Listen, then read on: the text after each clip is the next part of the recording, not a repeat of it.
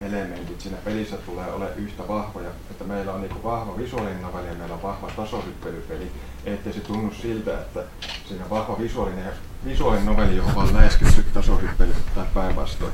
Ei, vaan se on, että molemmat on yhtä vahvoja ja sitten, että esimerkiksi kun sä oot pelannut tämän kerran läpi, niin sitten sä pystyisit vaikka niitä tasohyppykenttiä pelaamaan niinku peräjälkeen läpi hyppien ne tarinakohtaukset pois. Eli sen takia tuossa tasohyppelykohtauksessakin noita mekaniikkoja oli tuossa läpileikattu tosi paljon, jotta siitä itse tasohyppelystä saadaan semmoinen todella mielenkiintoinen kokemus. Okei. Onko teille Caroline tuttu? Ei ole. Okei. Suosittelen katsomaan, koska siinä yhdistellään puzzle-peliä ja visual novellia tosi hyvin, koska se visual novel-osuus, tai ei, no okei, visual novel silleen, mutta siis tarinaa kuljetetaan siinä ja sitten välillä sitten mennään siihen koreen, mikä on sitten semmoinen palikkapusle, pitää kiivetä ylöspäin. Erittäin japanilainen, niin kuin tämä teidänkin pelikunta on. Tykkäsin sitä ajankäsittelystä tavallaan just siinä, että miten sitä aika kysytään. Erityisesti rupesin miettimään, että luonnollisesti teidän tarinassa on joku selitys tälle aikamatkustaukselle, mutta en kysy sitä nyt, vaan kysyn se, että niin kun, mikä teidän mielestä on se juttu, että miksi se on just semmoinen kummallinen niin kun tasohyppelyjuttu, missä voi vaihtaa suuntaa ja pitää kerätä jotain kissoja tai muuta vastaavaa. Että, niin kun, koska Japani on ihan hyvä syy, ei sillä. Mutta se ilmeisesti onnistuu. Joo, me ei todellakaan tässä esityksen aikana päätettiin, että jätetään se tarinan ja henkilöhahmojen läpikäyminen, koska ne vie tosi paljon aikaa. Mutta siis pohjaideahan tuossa oli semmoinen vähän niin kuin murmelina päivänä, jos elokuva on tuttu. Siinä niin kuin pohditaan tämmöistä aikamatkustusteemaa, että jos jonkun tietyn hetken voisikin elää toisella tavalla, niin mitä seurauksia siitä tulee.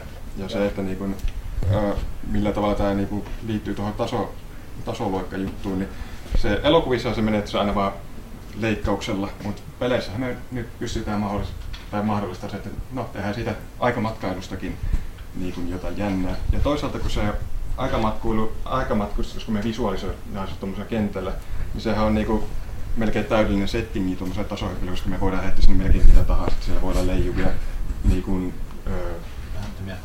päättömiä kalkkuja tai leijuvia saaria tai kirkonkelloja tai ihan mitä. Niin, ihan mitä keksitään. Joo, sitten, ja siis tämä oli vähän niin kuin se kysymyksen pointti, että koska siis teillä oli jo tuossakin protossa aika paljon erilaisia mekaniikkoja, niin se, että miten se on hyvä tapa tehdä tasohyppelystä hauskaa. Mä näkisin, että se on varmaan se, mihin teidän kannattaa ylipäätään keskittyä.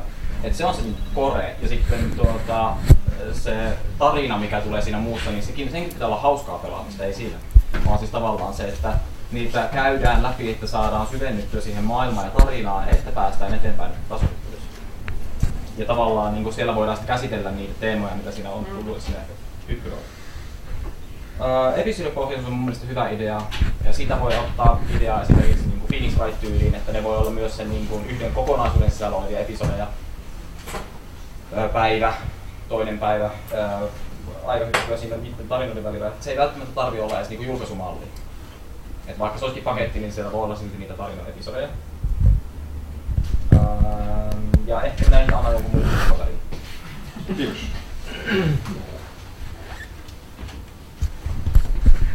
No, mulla ei tässä vaiheessa.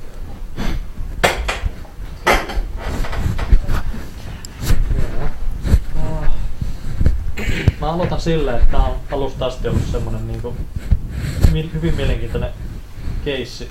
Tää ei ole niinku mun kontrastina Anttiin, niin ei ole niinkään mun niinku lempigenrejä oikein kumpikaan. Mutta niin se täytyy sanoa, että kaikki tässä on niinku ainekset niinku tämmöiselle mun mielestä tämmöiselle indie-kulttipelille. Että jos siinä saisi niinku asiat kohdalle, niin siinä voisi hyvinkin olla potentiaalisesti tehdä jotain semmoista mielenkiintoista. Just toi, mistä on puhuttu, että miten tosiaan yhdistää, ja puhuittekin ja vastittekin, että miten yhdistää sen tasohyppelyn ja sen seikkailun sillä tavalla, että ne tukee toisiaan. Ja eka kertaa niin kuulosti, että olette niin oikeasti niin miettinyt sitä hommaa ja niin se homma on edistynyt, että se on mukava huomata tässä. Ja Tämä nyt on vaan henkilökohtainen kommentti. Mä en voi sietää animen tätä bipolaarisuutta, sitä, että siellä toinen kuolee sitten joku irveilee vieressä. Mä en voi sietää sitä vaikka Japanissa vuoden asuin, niin siltikään en kääntynyt. Että se, että siellä niin joku kuolee vieressä ja toinen itkee sille, vesi valuu sille omituisesti, mutta se on valtava iso niin kohdeyleisö ja sellainen kohdeyleisö, mikä odottaa just jotain sellaista, niin sinänsä ihan kohdealueena, siis kohdeyleisönä ihan sinne toimii ihan hyvin. Ja sitten mä rupesin miettimään sitä, että ilmiö, että saisiko tässä tehty ilmiön tuosta pelistä ja sen jatkokehittämisestä tavallaan. Just kun puhuitte, että noin spin-offit on mielenkiintoisia, vaihtoehtoiset loput, vaihtoehtoiset ratkaisut. Että pystyisikö niitä jotenkin se tavallaan jos miettii, miten esimerkiksi Telltale Games on tehnyt, että ne kerää statistiikkaa, kuinka moni on tehnyt tämän valinneen ja tämän valinneen. Että tavallaan sillä tuoda semmoista yhteisöllistä vaikutusta siihen, luoda sitä vielä vuorovaikutteisemmin kuin Telltale Gamesilla se, että 8% valitsi tämän, vaan tehdä siitä vielä mielenkiintoisempi, että miten ihmiset haluaa ja saada ihmiset keskustelemaan siitä ja ehkä vaikuttaa jotenkin jatkoon ja muihin asioihin. Joo. Siinä on Joo, mutta mun mielestä se on vahva tämä tarina. Tarina on vahvuus, mutta myös heikkous. Eli se, että te saatte sen toimimaan tämän peliideen, niin se vaatii mielettömän paljon työtä käsikirjoittamisen parissa. Et se on niin kuin ehdottomasti näistä peleistä eniten siihen suuntaan kallellaan oleva. Mä itse tykkään peleistä, jossa on vahva tarina.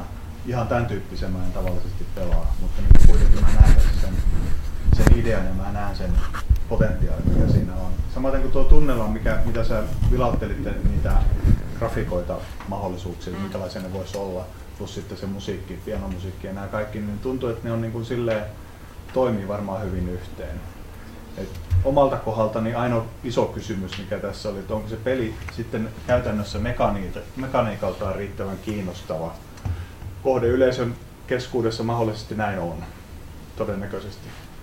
Itse en välttämättä ehkä siitä syystä, että en ihan ton tyyppisiä pelejä muutenkaan pelaa, niin lähtisi välttämättä pelaamaan. Mut tämä episodimaisuus, se on muista vahva asia tässä, tai siis hyvä asia siinä, että sitä kannattaa varmaan pitää jossain määrin. Niin kuin tuossa tulikin esille, että jos ei nyt bisnesmallina, niin kuitenkin se, että siellä pelin sisällä itsessään on niitä tarinoita, episodeja ja erilaisia mahdollisuuksia.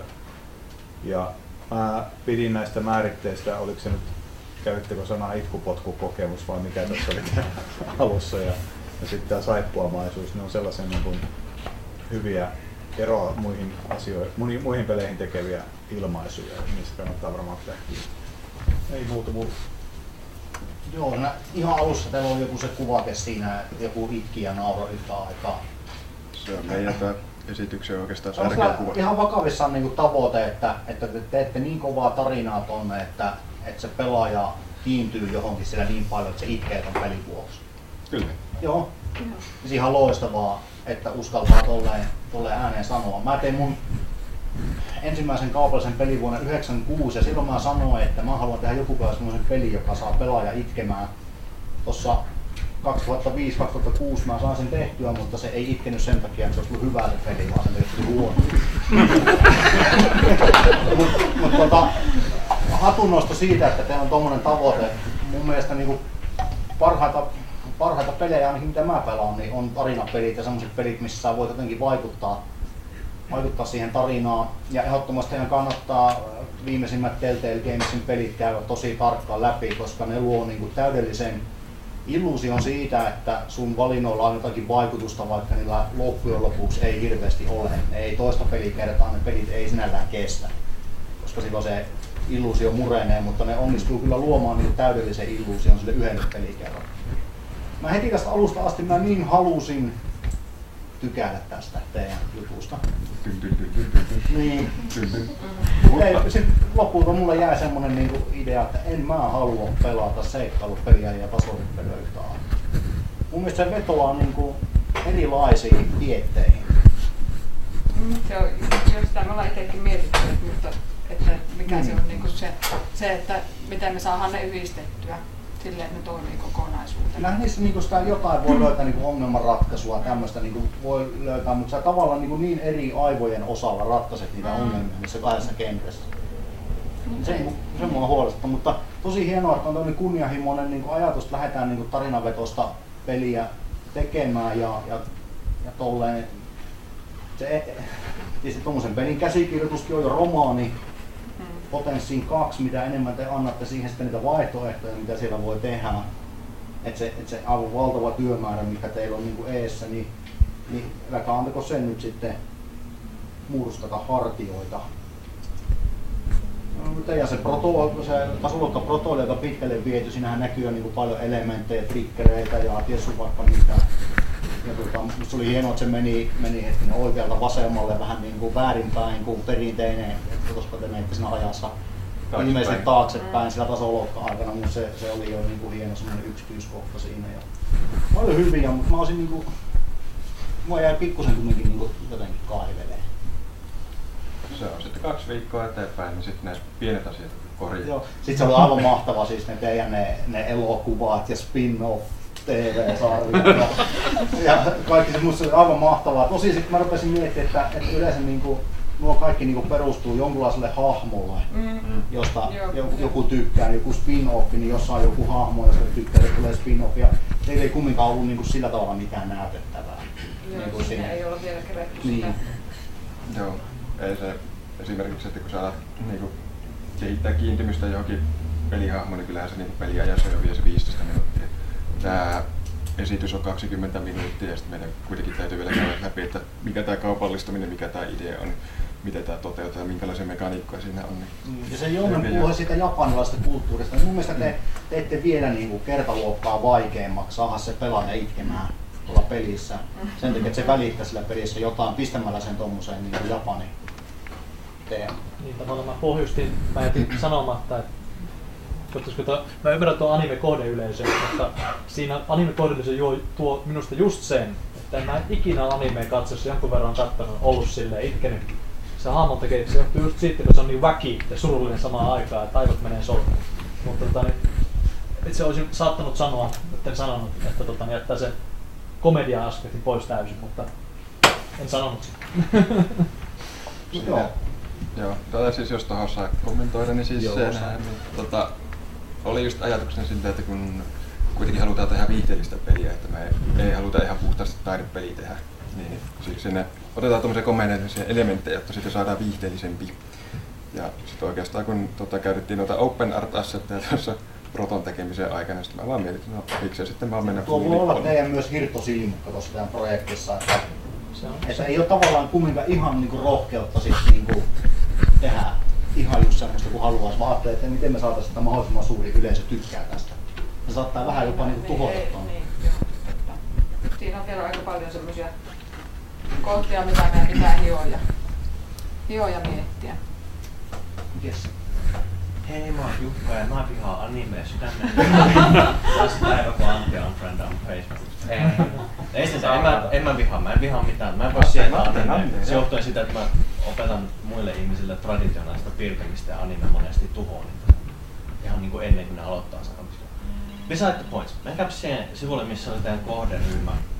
Siis ensimmäinen ajatus, mitä mä tästä ajattelin tietenkin, että te tekisitte tästä ammattiin, eli te tekisitte tällä elantoa tämän pelin. Tuossa on teidän kohderyhmä. Toi on se vaikein ryhmä, mikä ei maksa niistä teistä tuotteista. Ne ei maksa sitä pelistä. Ne kyllä pelaa sitä ja ne jakaa kavereillekin sitä peliä, että varmasti kaikki tulee kaverit pelaamaan sitä, mutta ne ei siitä maksa teille mitään. Eli teillä on tossa ongelma. Plus sitten toi sama, minkä Janni sanoi, että siinä on tasohyppely ja toi storytelling samassa. Siinä on 2 eri kohderyhmää, niin kuin mitkä teidän pitäisi saada niin kuin mukaan siihen peliin. Siis se ei ole mahdoton, se on mahdollista tehdä. Tiedättekö te, miten Nintendo ratkaisi sen? Kato, kun ne halus niin kuin Pokemon-pelaajat pelaamaan Super Mario, mitä ne teki? Ne teki Paper Mario. Paper Mariossa ainut disappointment oli se, että sit se tasohyppelypuoli ei ollutkaan tasohyppely, vaan se mentiin viivalla. Eli siis se oli tasasta. Teillä olisi potentiaali tästä tehdä uusi Paper Mario, mutta viedä se tosiaan sinne niin tasohyppelymaailmaan. Mutta se miten Nintendo ratkaisi sen oli se, että ne kummatkin nyt just se, että kun sä etit sitä perspektiiviä, että mistä se tarinankerronta näytetään, niin Nintendo näytti sen kummatkin samasta perspektiivistä. Eli se oli siis 3D, mutta se oli silleen niinku semi-isometric, missä mentiin silleen semmoisessa jännissä, niinku, näytti niinku se on semmoinen lasten niinku kirja, mitä niinku selattiin eteenpäin. Ja se kaappasi meikäläisinkin niin mukaan siihen. Ihan se, että mä vaan kokeilin ihan mielenkiintoista, että miten tää toimii. Mä olin hyvin pettynyt, että siinä on sitä tasohyppylää. Mutta siis tää on niin monta sellaista pientä juttua, kun siis mä kapitalistisena assholena mietin, että miten te teette rahaa tällä, niin se se koko ajan pienenee se niin mittari sinne, että miten paljon sitä voi tehdä. Skipaten sen, että se anime-aspekti mutta siis tässä on mahdollista, että mä tiedän sen, koska mä oon Steamista seurannut, miten anime-pelit on räjähtänyt, ne on räjähtänyt käsiin siellä. Mutta toi ei ole se kohderyhmä, että niitä pelaa, vaan niitä pelaa keski-ikäiset äijät, jotka istuu kotona työskentelyssä. Niin miettikää... Suomessa on isot markkinat. Niin siis ne pelit oikeesti menee. Anime on kuuma kamaa, jossa Steamissakin sitä menee. Mut se ei olekaan niin kuumaa, kun sä teet sen mobiili. Siellä se on vähän erilainen se PC-kulttuuri on ihan eri kuin joku mobiili tai joku konsoli. Konsoli on sitten vielä eri. Konsolissa saattaa anime vielä myydä kuumemmin kuin Steamissa. Mä en tiedä, koska fuck anime real. Katsotaan se, oliko täällä screenshotteja sitä tasohyppelystä, koska se oli mun mielestä aivan fucking awesome. Se mitä mä näin siinä Unityisen demossa. Mä valitsisin, että tehkää jompikumpi, koska nyt puhutaan Game Labista, missä niinku pitäisi tässä tietyssä ajassa saada se tuote valmiiksi. Siinä oli nerokkaita ideoita. Se, että se meni vastasuuntaan, sillä ei mitään väliä, koska siis te voitte tehdä ison kentän, missä voi mennä mihin suuntaan vaan, tuolta mennä ylös alas sivulle. Mutta toi kuppula-juttu, onks siis ootteko te ite keksinyt ton vai onko toi ripattu jostain pelistä? Se tulee viime viikolla. Toi ei toissa viikolla. Sun keksin. Mun keksin. Dude, marry me. Toi on niinku jutusta, mitä mä oon nähnyt tasohyppelyssä niinku pitkään aikaa ja mä oon HC-tasohyppelypelaaja. Se, että sulla olisi joku power-mittari, minkä sä voit vaikuttaa, että kuinka paljon sulla on sitä energiaa sinne, niinku, kuinka pitkään sä voit mennä, niin se on ihan king. Ja sit se gravity inversion ja niinku tommoset, niin mä olin ihan sold. Mut sit mä taas palasin siihen, että miksi se tarinankerronta, mihin mä sitä tarvitsen. Mä haluan pelata tätä. Fuck the story, I wanna play this shit, man. Huomaa, että tarinakohtauksessa voit nappia panna hypätä se tarinakohtauksen ohi. Just sen takia, että sä pääset pelaamaan. Mutta siis siinä on teillä miettinyt, että kumman te haluatte tehdä, tai siis että haluatteko te tehdä tämän koko jutun, koska se, jos te teette tämän koko epoksen, niin se kaavio, mitä saa lopussa näytin ne spin-offit, niin teillä tulee tarinankerrosta semmoinen fraktaali, mistä niin te ette pysty hallitsemaan sitä enää tässä ajassa. Että siis sitä aikamatkustus teettää. Niin. Okei, I'll give you that. Get out. Sitten pitää ruveta ajasta taaksepäin. Joo, mut siis tää on hemmetin hyvä settiä. Mä ite puollan tätä tasohyppyä. Mä suosittelen, että tekisitte tän, koska siis toi bubble shit on aivan rakkaasta. Mut mä oon nyt hiljaa. Joo, teema ja tarina on hyvin mielipiteitä. Molempia ääripäihin en niihin, mutta mä jäin mietittää ihan siitä alusta asti. Että koremutti siinä, että ilmeisesti tostakin piti tehdä asiat väärinpäin siinä tarinakohdassa, joka luo niinku syyn mennä ajasta taaksepäin. Eli saada ilmeisesti asiat oikein, eli käydä ensin suihkussa ja sitten pukemaan eteenpäin. Ymmärsitkö oikein? Ei sinällään siinä, mikä tuossa demossa oli, että kun se interaktiivisen kohdan idea oli se, että niin kaikki tarinakohdat eivät ole niinku, semmoista tekstiselaamista, vaan että se on niinku, siellä on jotakin pelaajille tekemistä ja sitten siellä niinku ne hommat, mitä se tekee, niin on yksinkertaisia. Mutta ne yksinkertaiset tehtävät, missä järjestyksen teet, niin ne saattavat vaikuttaa sitten siihen, niin miten se dialogi etenee. Joo, mä ajattelin, että siitä tuli se syy, että niin pitää mennä ajassa varata taaksepäin ja tehdä asiat niin oikeinpäin ja sitten niin tarina jatkuu, mutta sitten siitä tuli se, että miksi ei voi tehdä ensin oikein, jos vähän tietysti näin ehkä kannattaisi toimia. Jäi hämmentämään, mutta se ratkesi tällekin. Joo, ja tässä prototyypissä niin tuo alkutarinakohtaus, niin sehän ei liity tähän tasoloikkaan tässä kohdassa mitenkään. Se oli vaan silleen, että miten se tarina etenee tai miten se tunnelma haetaan siihen, miten ne tyypit puhuu ja niin eteenpäin. Okei. Antti ei pääse jatkamaan, vaikka haluaisi, koska meillä on aika käytetty. Laitetaan uploadit vielä. Jees. Laittakaa nyt viimeiset äänet sisään. Kaikki tuolla softan tulee aika hyvin on täältä kaikki vastanneet. Juu, pitää käydä laittaa se vielä. Onko sulla Mitri joku ongelma siinä vai niin sulla on tyhjä rivi täällä, että toimiiko sä F? Mä oon sitä äänestänyt. Oot äänestänyt, sulla on 2 mitään täällä.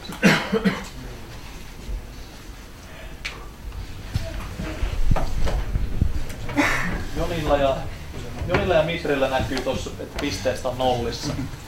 Koska mä en et ole äänestänyt. hyvä äänestänyt. Mutta muuten aika hyvin jengi on äänestänyt jo.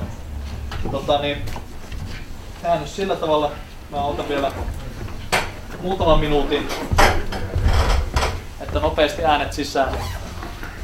Mä annan varoituksen, laitan ton kiinni, saadaan noin tulokset ulos. Me mennään tuomareiden kanssa lukittaudutaan pimeeseen komeroon ja tullaan ulos tulosten kanssa, ehkä. Tai jonkun muun kanssa. Mutta